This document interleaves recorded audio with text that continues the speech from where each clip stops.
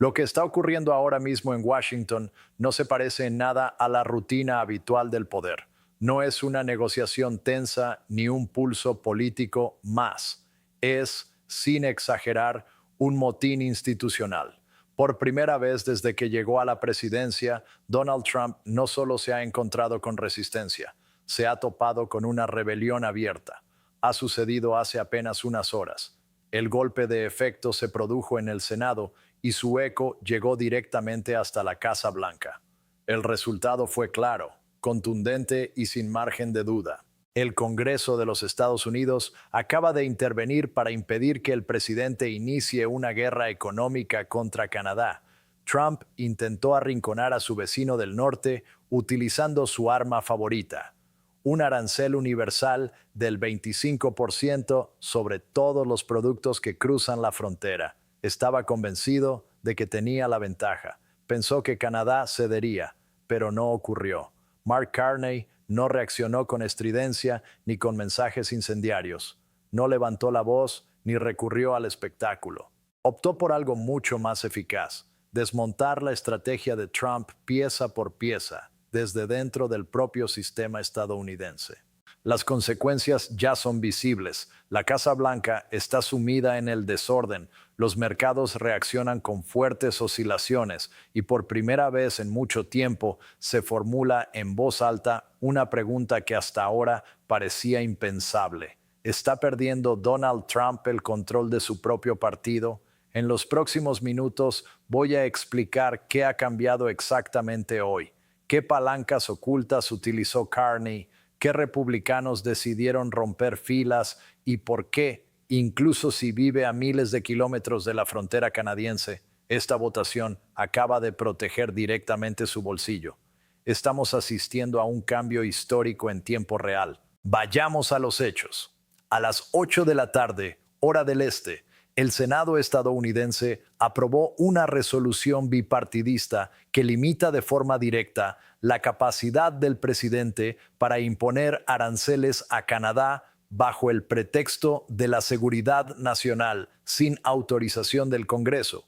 No se trata de un gesto simbólico, es una medida extrema dentro del derecho comercial estadounidense. Durante años, Trump ha utilizado la llamada Sección 232, la cláusula de seguridad nacional, como una herramienta personal. Decide unilateralmente, impone gravámenes y actúa sin consultar ni al Congreso ni, en ocasiones, a su propio equipo.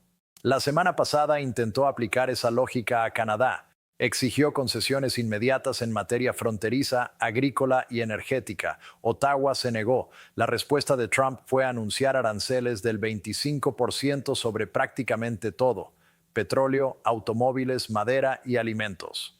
La entrada en vigor estaba prevista para el lunes. Sin embargo, hoy el Congreso activó el freno de emergencia y lo hizo con una mayoría suficiente para superar un eventual veto presidencial. Republicanos y demócratas votaron juntos para proteger explícitamente a Canadá. Conviene detenerse un momento en este punto. Senadores republicanos, muchos de ellos aliados habituales de Trump, cruzaron el hemiciclo y votaron junto a la oposición para bloquear una decisión del propio presidente de su partido. ¿Por qué? Porque Mark Carney les obligó a hacerlo no mediante amenazas, sino mediante datos. Durante las últimas 72 horas, la oficina del primer ministro canadiense ha mantenido contactos constantes con gobernadores y senadores estadounidenses. No hubo ultimátums, solo números, proyecciones claras de lo que ocurriría en Ohio, Michigan o Pensilvania si la frontera se convertía en un campo de batalla comercial. Y ese cálculo desató el pánico. Los responsables políticos entendieron que Trump estaba a punto de empujar la economía al precipicio, así que le retiraron las llaves. La reacción del presidente ha sido de furia abierta. Su portavoz calificó la votación de traición, pero la ley es inequívoca. Los aranceles quedan anulados. Por primera vez, Canadá no solo ha resistido una ofensiva de Trump, sino que la ha revertido. Algunos podrían pensar que se trata de una votación más. No lo es. Las pruebas son claras. Empecemos por el recuento final. 74 votos a favor frente a 26 en contra. En el clima político actual, lograr que 74 senadores coincidan en algo es extraordinario. Sin embargo, coincidieron en que esta guerra comercial era un acto de autodestrucción. 25 republicanos rompieron la disciplina de partido. No eran disidentes habituales, sino representantes de estados conservadores que dependen del respaldo de Trump. Analizaron las encuestas, observaron el precio del combustible y concluyeron que enfadar al presidente era menos peligroso que arruinar a sus propios votantes. Un senador republicano del Medio Oeste fue escuchado al salir del pleno diciendo: "No puedo vender una depresión económica a mis electores solo para demostrar un punto político".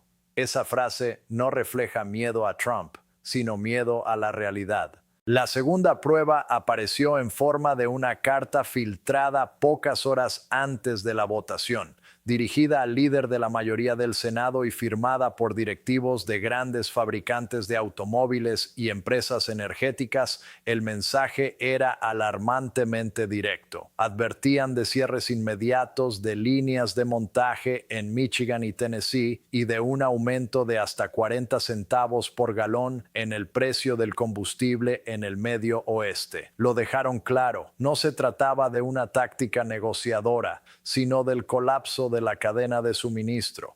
Carney sabía que esa carta iba a llegar. De hecho, su equipo ayudó a proporcionar los datos que la sustentaban. Entendía que la retórica puede funcionar en televisión, pero no sobre una hoja de cálculo. La tercera prueba es una imagen que ya circula por todo el mundo. Una fotografía tomada en Ottawa muestra a Carney reunido con su equipo comercial ante una mesa cubierta de mapas. No eran mapas de Canadá, sino de distritos electorales estadounidenses. No se preparaban para defenderse, sino para señalar con precisión qué votantes sufrirían más el impacto de la guerra comercial. Distritos clave para las próximas elecciones. Esto no fue diplomacia tradicional, fue una operación política quirúrgica. Cuando un periodista le preguntó si temía la reacción de Trump, Carney apenas se detuvo, ajustó sus gafas y respondió: "Los números están de nuestro lado. Espero que el presidente revise sus cálculos". Esa frase resume todo. Confianza fría. La seguridad de quien sabe que tiene la mano ganadora. La pregunta clave es ¿por qué esto sucede ahora? ¿Cómo es posible que Donald Trump, el hombre que durante años moldeó al Partido Republicano a su imagen y semejanza, ya no consiga disciplinar a su propio Senado? La respuesta es sencilla y al mismo tiempo profunda. Está perdiendo el control del relato político. Durante mucho tiempo, la principal arma de Trump fue la imprevisibilidad. Él mismo la ha descrito como la teoría del loco. Si el adversario cree que usted es capaz de quemarlo todo, estará dispuesto a ceder con tal de salvar algo.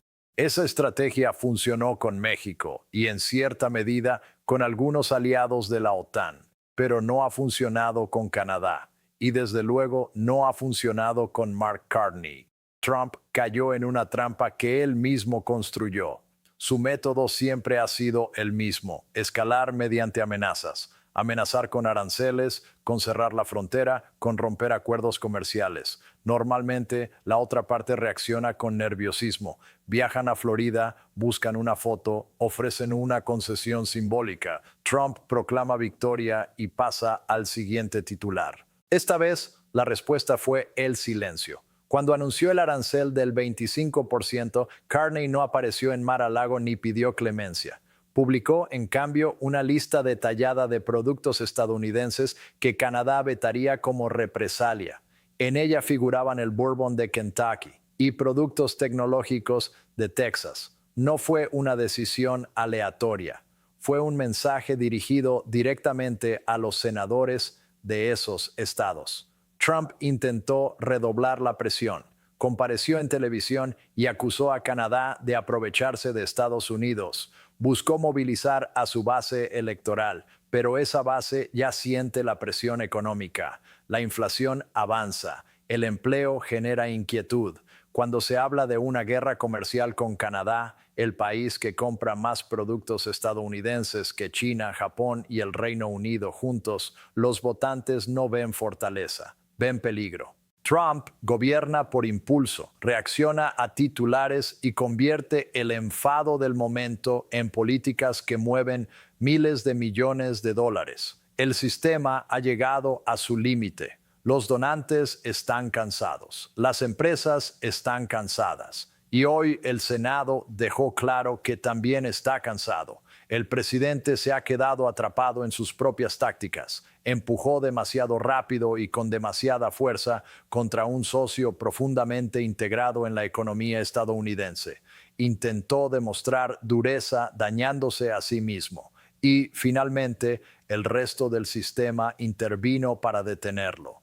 Estamos presenciando algo inédito, un presidente que ha agotado sus recursos de presión, dio la orden de saltar y por primera vez el Senado respondió que no. En el otro lado del tablero está Mark Carney. Si Trump es fuego, Carney es hielo.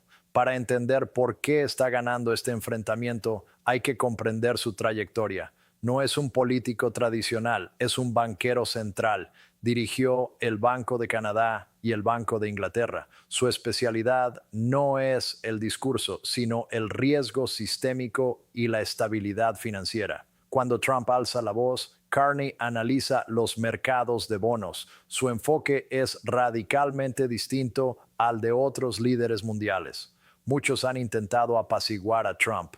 Otros han optado por enfrentarlo con insultos. Carney no hace ni una cosa ni la otra. Utiliza el apalancamiento. Entendió una verdad fundamental. Estados Unidos necesita a Canadá tanto como Canadá necesita a Estados Unidos, y en algunos sectores incluso más. No convirtió este conflicto en una cuestión de orgullo personal, lo convirtió en un problema de funcionamiento del sistema. Construyó una coalición cuidadosamente diseñada. No se limitó a hablar con la Casa Blanca, la rodeó. Se dirigió directamente a gobernadores, directores ejecutivos y líderes sindicales. El mensaje fue claro: el presidente está a punto de perjudicarles. Aquí están los datos. Aquí está la forma de evitarlo. Podemos ayudarnos mutuamente. Ese nivel de sofisticación no era habitual en Washington. Están acostumbrados a primeros ministros canadienses que piden favores con discreción. Carney explicó cómo funciona la maquinaria. Cada amenaza de Trump se convirtió en una herramienta para Carney. Sirvió para demostrar que Estados Unidos era un socio imprevisible. Sirvió para acelerar acuerdos con Europa y Asia. Sirvió para atraer inversiones estadounidenses al norte de la frontera en busca de estabilidad. El concepto central es la soberanía. Carney ha presentado este conflicto no como una simple disputa comercial, sino como una defensa del derecho de Canadá a decidir su propio futuro. Ese mensaje tiene peso, incluso al otro lado de la frontera. Carney piensa a largo plazo. Trump vive pendiente del siguiente ciclo informativo. Hoy la estrategia a largo plazo se impuso. Conviene ahora ampliar el foco y plantear la pregunta fundamental: ¿qué significa todo esto para usted? Da igual si está siguiendo estos acontecimientos desde Ohio, Texas o California, o desde Toronto o Vancouver. La votación de hoy ha tenido un efecto inmediato y muy concreto. Ha protegido su dinero. Si esos aranceles hubieran entrado en vigor el lunes, el impacto habría sido directo. El precio de la madera para la construcción habría aumentado en torno a un 20%. El combustible se habría encarecido y la cesta de la compra habría subido de forma generalizada. Canadá es el principal proveedor de energía de Estados Unidos. Alterar ese flujo tiene consecuencias inevitables en el precio que pagan los consumidores en la gasolinera. Pero el alcance de lo ocurrido va mucho más allá del coste de la vida. Este episodio señala un cambio profundo en el equilibrio del liderazgo global. Durante 7 décadas, Estados Unidos ha actuado como la potencia central, la nación imprescindible. Sin embargo, cuando el propio Congreso debe intervenir para frenar a su presidente, queda al descubierto una fisura en ese liderazgo.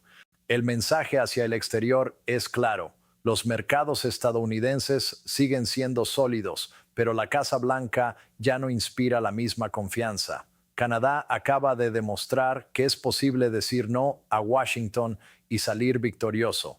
Esa es una lección peligrosa para el resto del mundo. Si Canadá puede hacerlo, ¿por qué no Europa? ¿Por qué no China? Donald Trump pretendía exhibir fortaleza. Lo que ha logrado es exponer un límite. Su poder no es absoluto. Este momento marca una realineación. Entramos en una etapa en la que Estados Unidos sigue siendo un actor fundamental, pero ya no es la única voz dominante. Y en este nuevo escenario, Mark Carney ha sabido hacerse escuchar. Esto afecta a su vida porque introduce incertidumbre. Las reglas anteriores, aquellas en las que Washington fijaba las condiciones y el resto del mundo las aceptaba, han dejado de funcionar. A partir de ahora, todo es negociación, y Canadá ha demostrado ser un negociador duro y meticuloso. Estamos en territorio desconocido. ¿Qué ocurrirá ahora? Normalmente, tras una crisis de este calibre, los líderes bajan el tono, comparecen juntos, se estrechan la mano y proclaman que las instituciones han funcionado. Pero Trump no se caracteriza por la moderación ni por aceptar la derrota. Existen tres escenarios posibles en los próximos días. El primero es la represalia indirecta, y es el más probable. Aunque ya no puede imponer aranceles, el Congreso le ha retirado esa herramienta. El presidente dispone de otros mecanismos. Puede ordenar inspecciones exhaustivas en la frontera, ralentizar el tráfico de mercancías o imponer controles adicionales. Sin violar formalmente la decisión del Senado, puede dificultar seriamente el comercio transfronterizo. Los retrasos podrían comenzar de forma casi inmediata. El segundo escenario es la batalla legal. Trump podría intentar impugnar la decisión del Congreso, invocar poderes de emergencia o forzar el conflicto hasta el Tribunal Supremo. Sería un proceso largo, cargado de incertidumbre y profundamente dañino para las empresas. Los mercados reaccionarían con nerviosismo. El tercer escenario es el giro narrativo.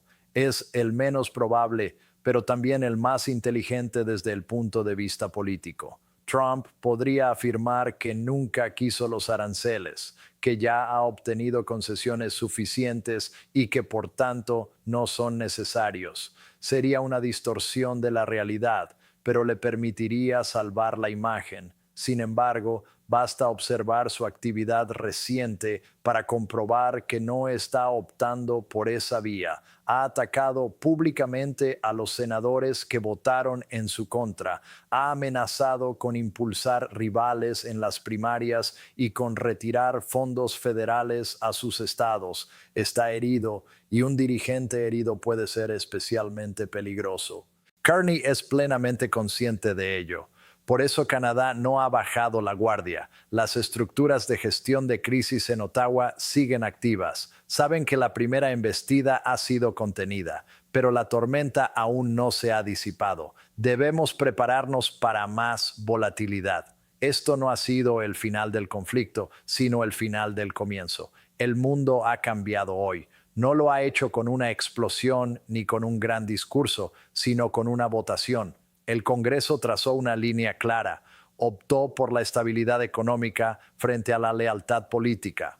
Y Canadá demostró que no es necesario ser la mayor superpotencia para ganar un pulso. Basta con ser el actor mejor preparado. Trump ha recibido un golpe, pero no está fuera de juego. Las próximas semanas pondrán a prueba al sistema político estadounidense como pocas veces antes. El debate acaba de empezar.